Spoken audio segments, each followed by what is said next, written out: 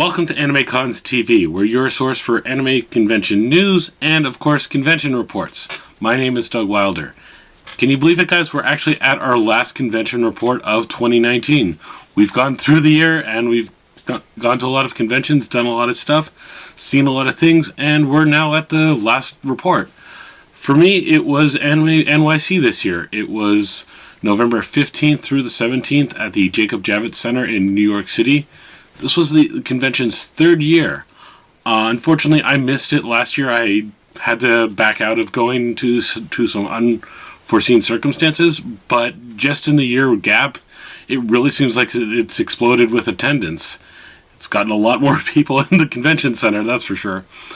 I actually stayed further away this year for lodging, just kind of for financial reasons. I was able to come in, not check into my hotel room until Friday instead of a Thursday, and I stayed a little bit further away, maybe about a 30-minute subway ride with a little bit of walking at the end. And that was a nice benefit to save some money because hotels in New York City are expensive, and I know, unfortunately, not everyone has that luxury, either if they're coming in from further away or something like that. They need to make sure they get in on Thursday night. So that's one factor, but it's, again, nice thing about New York is there's a lot of neat places to check out. You can also either add a day before or after play tourist if you can afford it. Things like that. There's lots of great restaurant options. I was thankful to have some friends that showed me some really good places to go. The big thing that stood out to me this year was just how much bigger the dealer's room and artist alley were this year. Unlike 2 years ago where the artist alley was in a completely separate room, this year the artist alley and the dealer's room were all in the same exhibit hall space. The show floor was just massive. Lots of vendors, lots of artists, and I'm kind of mixed on this. On one hand, more things to check out. On the other hand, it felt like this was kind of the focus of the show, was to kind of get you to spend money. I do like that there's a lot of different artists to check out. That was really neat. But the other thing that stood out to me was how the kind of layout was labeled. Vendor booths were numbers. I think they're like 100 to 2,000, by hundreds.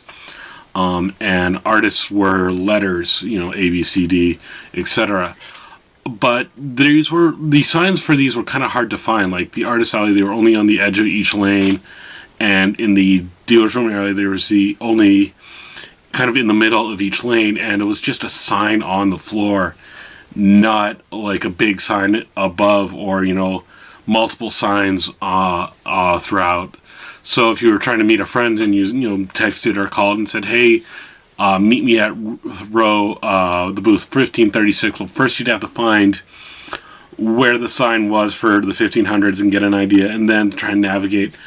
And just for as tall as the ceilings are at the convention center in this exhibit hall space, and the amount of large banners that you see all over the convention, it's really kind of strange that they didn't have hanging banners for labeling stuff. I think it would have made things a little bit easier to navigate, and especially if you're trying to find a specific booth for a vendor or artist that you really wanted to check out. The other thing is, just because there was a lot going on, there was a lot of noise in the dealer's room. Some events, booths were, blasting music or other things. There was a couple of booths that were doing like giveaway events, and so they would just create a massive traffic jam kind of in the middle of the show floor, which made it was really frustrating if you had no interest in what was going on and were trying to navigate that. That was really frustrating. I always really appreciate it when conventions kind of put a limit on how much noise that a booth can be generating, and also how much they're doing for giveaways, and kind of schedule them a little bit better and things like that. So mixed bag again. It was neat to see a lot of stuff, but I think it could be better, and I really do worry that this is going to become a big focus of this convention, and it's going to other programming is going to suffer.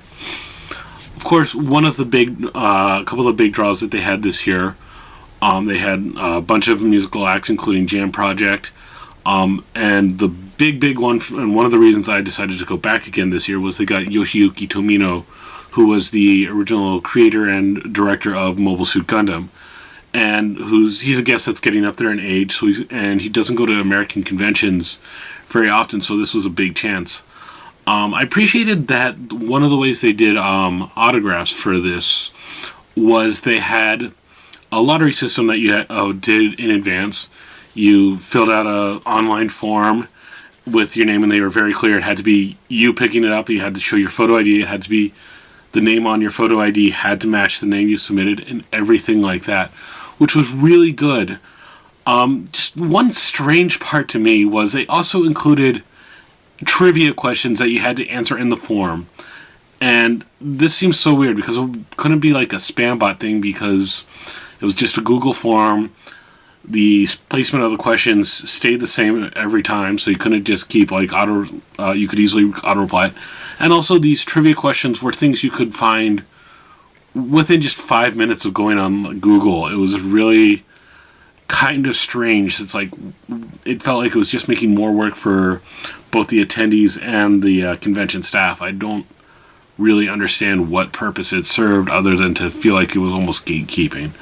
Again, especially because these are answers that you could easily find elsewhere, and since the form didn't change, it wasn't like it was preventing people from just spamming the form. So I don't know why it was, but the benefit of the lottery system is it is arguably the most fair system for autographs, because right before you get in the door whether or not you've got the autograph stuff. So if you didn't win the lottery, it stinks if you've paid for a pass and you really wanted to see this guest and didn't get the lottery. But at the same time, you're not wasting time in line for potentially getting nothing. So, as I mentioned, programming like Yoshiyuki Tomino was a big draw. They had a big Q&A event, which was really neat. He answered some good questions. They had a moderator answering some stuff. But I will say there was kind of a cringe-worthy moment of it. The very second question from the audience, even though they said, hey, no stories, things like that, just have just questions. This very second person in line wanted to tell a story, and it was a awkward moment because, the audience is kind of saying, boo, just get to the question, ask the question, and the person who wants to tell the story is getting a little upset and things like that, and that's just making the audience react even more, and nobody really looked good in this situation. It was really unfortunate. I think one of these things, the way this could easily have been prevented is, you had the two microphones for people to line up and they switch back and forth. Just put a staff member right by those microphones, having them screen the questions before they ask, making sure that, and when it's clear that the person's just rambling, you have to just say, sorry, questions only, no stories, and keep going. And you have to be a little rude, but this is the way you keep it, because big prolific creators like, say, Yoshiyuki Tomino are going to draw a crowd like that, and a lot of people do want to pour their hearts out, and unfortunately that prevents other people from asking their questions. So again, a simple way to fix that would be to put a staffer there. The thing I would notice about programming was there wasn't a lot of fan-generated programming. It felt very industry-focused. Like there was a lot of big screening events, things like that, industry members running things like that. Not a lot of fan programs. And I think this is a setback that the convention is facing right now, because I think there is a lot of space in the Jacob Javits Center, and they're slowly getting more and more space. I think finally next year they will have it all. I need to double check that, but they need to just do a layout that they can get more seated programming, so people aren't clogging the halls so much, and they can go do more things. So I'd really like to see that doing. Another thing that Yoshiyuki Tomino did is they had a premiere screening of the first Gundam Reconquista and G-Reco Gundam movie, and a Q&A session there. And again, it was really neat to see, but it was a big industry thing, and it was a big event, so there was a big line beforehand, and then you had to wait to get in. So, I don't know. The other last really noteworthy one was they had a premiere screening of the new Makoto Shinkai film Weathering with You, which is a huge movie premiere. I mean, everyone and their brother saw Your Name, and now there's this movie coming out, and everyone wanted to see that. And that was like Sunday afternoon, one of the last events of the convention, but because it's such a big draw, everyone was lining up. Meanwhile, they had a Lupin, the third movie, dub premiere, and it was just in a small panel room, which felt, one, it's counter-programming to the Shinkai event, but on the other hand, it's like, it felt almost neglected. So, I don't know what's going on there, and I kind of wonder why they're doing so much programming that should be highlights that late into the event. So, it's something to work on, something they could do better. Speaking of these fan panel rooms, I did go to a couple ones. I went to the Go-Go Curry, which is a Japanese curry chain that's slowly getting more and more storefronts in America. The people running it were very enthusiastic, very fun. They both started as cashiers and have now gone on to other jobs within the company and did a lot of fun things there. They were really enjoyable, and it was neat to kind of see how they talked about both like what is Japanese curry and things like that, as well as just had fun, and they talked about what they've been doing to get kind of known within the anime convention scene. They mentioned that when they were at Anime Next, which is something I commented on when they were there, they did really well. They served like 2,000 portions of curry throughout the weekend, which is incredible. And they were on track to just surpass that by leaps and bounds at Anime NYC. So they talked about that. ANN had a panel. They were just kind of talking about the website and things that they did there. These panel rooms were a little strangely set up. They were very long rooms, so like if you really wanted to be more in the middle in the audience seats, if you were off to the side, it was a little hard to see. And the other thing about these rooms, and it's something that really drove me a little nuts, was that the projectors for people to have like a slide deck or something on there were really low to the ground and right by the aisle where people would be possible walking out if they were leaving.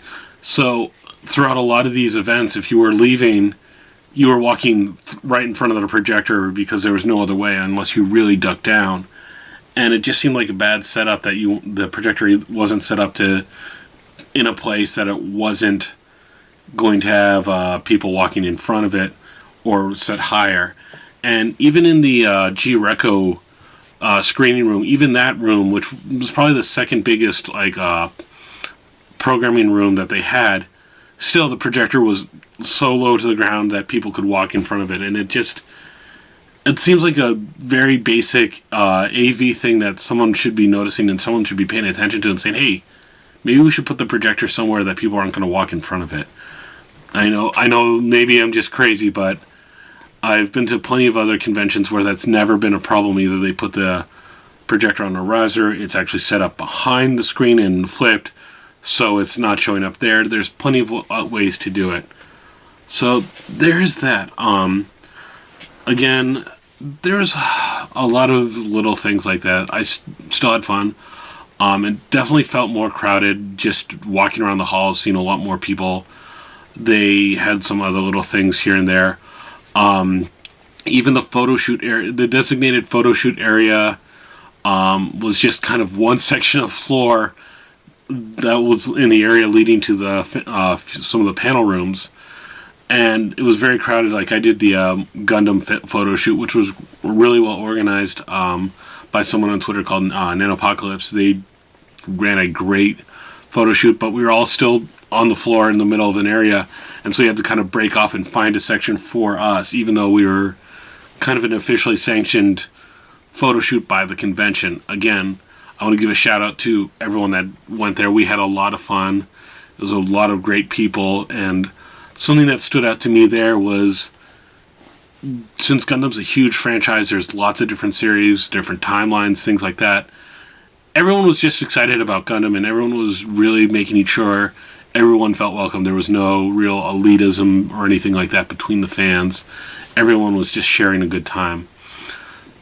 But if you looked at where the fan panels were from that scene, it looked very empty. It looked like they could have set up more rooms.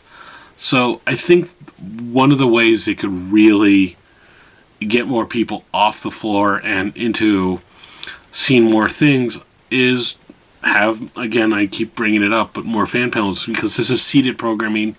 It's something for people to do.